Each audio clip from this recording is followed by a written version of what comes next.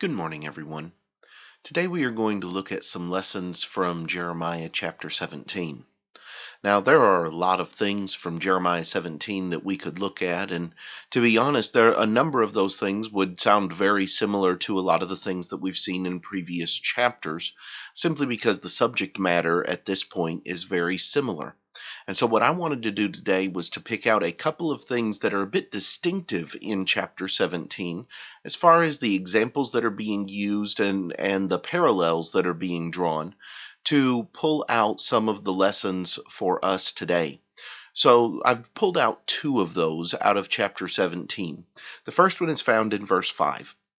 There we read, "Thus says the Lord, Cursed is the man who trusts in man and makes flesh his strength, whose heart departs from the Lord, for he shall be like a shrub in the desert, and shall not see when good comes, but shall inhabit the parched places in the wilderness, and in a salt land which is not inhabited."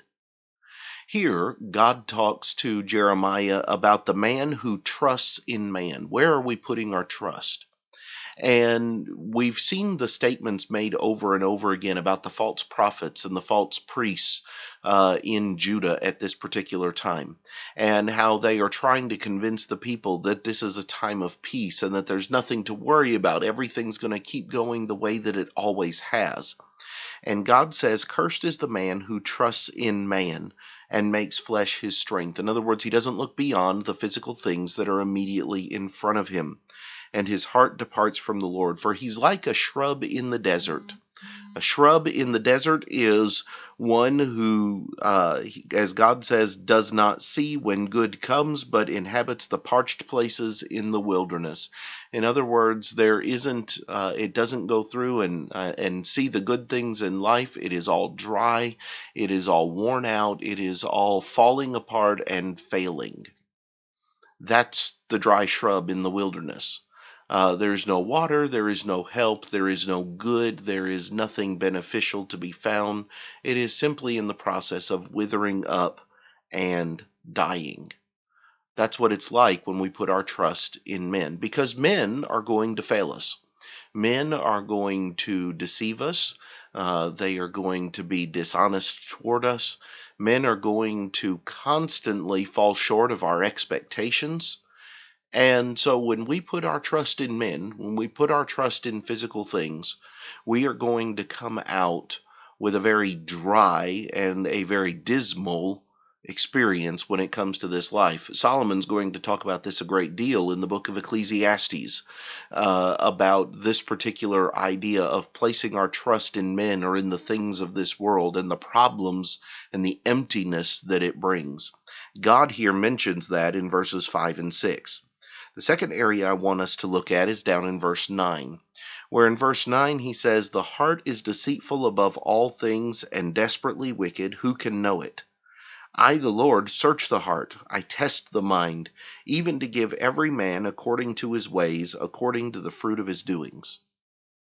You know, there are many people today who say that the heart is the ultimate indicator of what it is that we're supposed to do and the direction that we're supposed to take. We're supposed to follow our heart.